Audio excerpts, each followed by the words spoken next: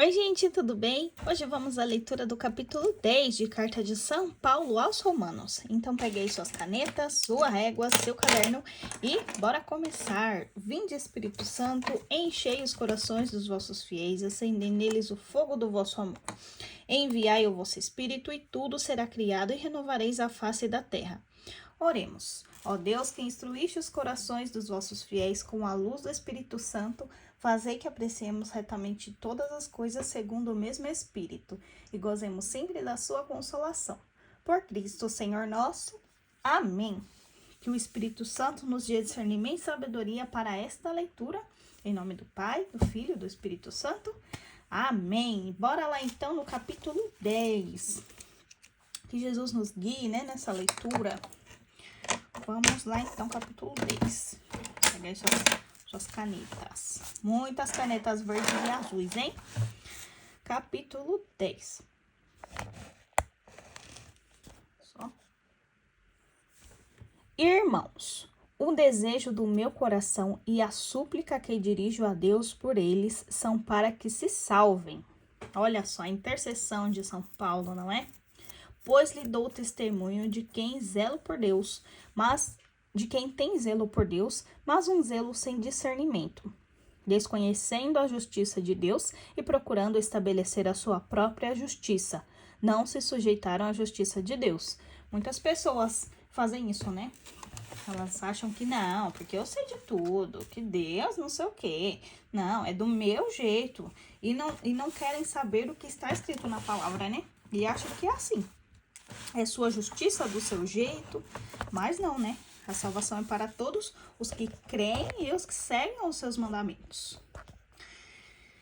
Porque Cristo é o fim da lei para justificar todo aquele que crê. Marca aí versículo 4 como princípio eterno.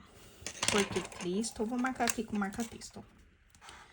Porque Cristo é o fim da lei para justificar todo aquele que crê.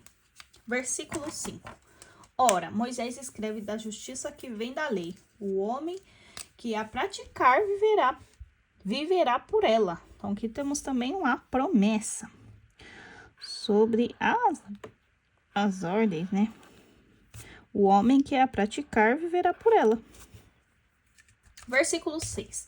Mas a justiça que vem da fé diz. Aí aqui temos uma ordem, olha só. Não digas em teu coração: quem subirá ao céu? Isto é para trazer do alto Cristo. Ou quem descerá ao abismo?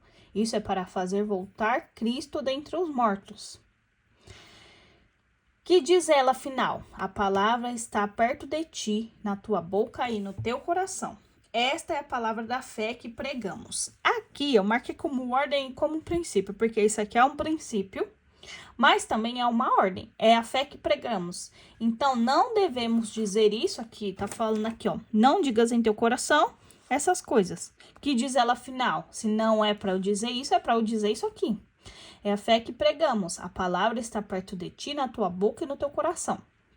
Então, isso aqui é o que devemos fazer e falar, mas isso aqui é um princípio. Eu vou marcar aqui como princípio, mas é uma ordem pra gente, né?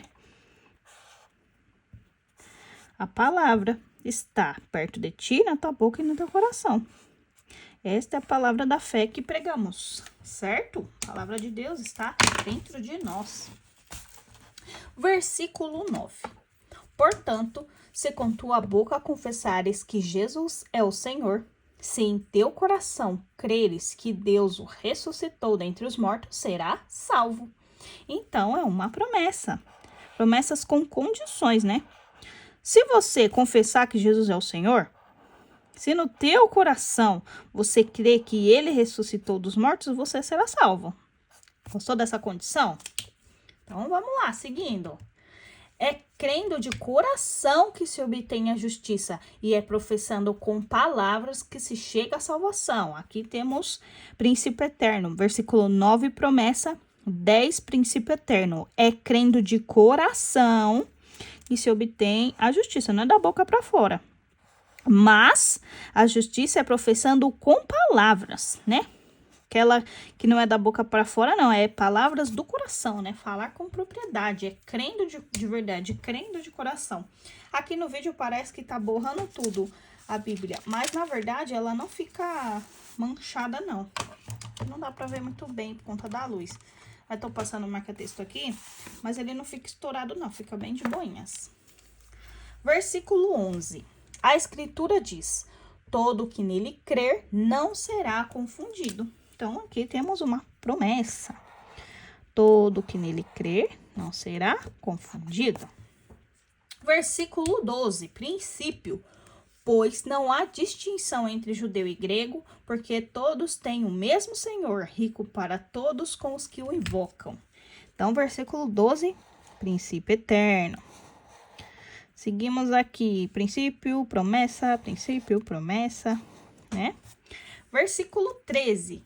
Porque todo aquele que invocar o nome do Senhor será salvo. Então, aqui no 13 temos promessas, olha só. Princípios e promessas desse capítulo, né? Marcou aí na sequência? Então, 8 princípios, 9 promessa, 10 princípios, 11 promessa, 12 princípios, 13 promessa. É tão bonitinho, tão satisfatório quando fica assim. Porém, como invocarão aquele em que não tem fé? E como crerão naquele de quem não ouviram falar? E como ouvirão palavras se não houver quem pregue? E como pregarão se não forem enviados, como está escrito? Quão formosos são os pés daquele que anunciam as boas novas? Aqui, ó, felizes, conformosos. Pois é, se não tem quem pregue, se não tem quem vá pregar, se não tem quem mande pregar, como é que essas pessoas vão crer? Não é mesmo? Por isso nós devemos anunciar o evangelho de todas as formas. Se necessário, usemos palavras, mas devemos anunciar o evangelho nas nossas obras, nas nossas ações e sempre falar em nome do Senhor Jesus, né? Eu faço isso em nome de Jesus. Devemos sempre propagar. Tudo que você for fazer na sua vida, coloque Jesus no meio, que vai ser com sucesso, bem sucedido as suas coisas. Mas se não houver quem pregue, como que essas pessoas vão saber? Não é? Então, quão formosos são os pés daquele que anunciam as boas novas? Mas não são todos que prestaram ouvido à boa nova. É o que exclama Isaías: Senhor, quem acreditou na nossa pregação? Logo, a fé provém da pregação, e a pregação se exerce em razão da palavra de Cristo. Então, versículo 17, temos princípio. A fé provém da pregação. E a pregação se exerce em razão da palavra de Cristo. Porque a fé não é um sentimento. A fé é uma verdade. Né? Às vezes a gente tá ali numa missa, num culto, sei lá o quê. E a pessoa tá falando.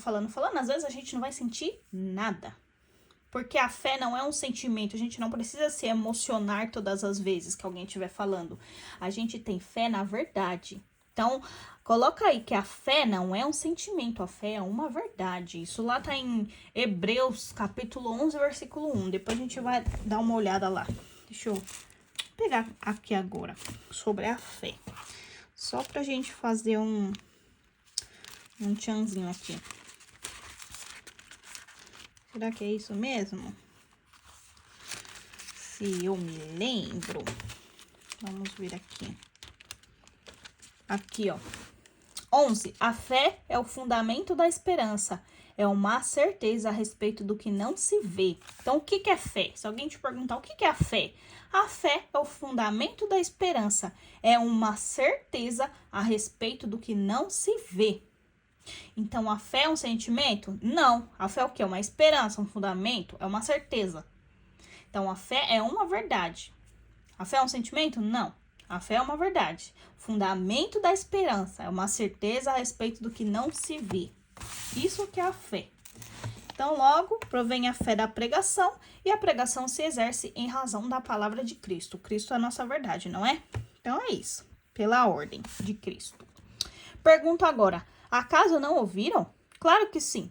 Por toda a terra correu a sua voz. E até os confins do mundo foram as suas palavras. Eita, que eu até me empolguei aqui.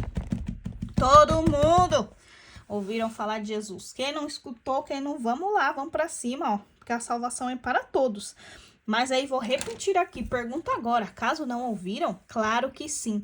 Por toda a terra correu a sua voz, e até os confins do mundo foram as suas palavras.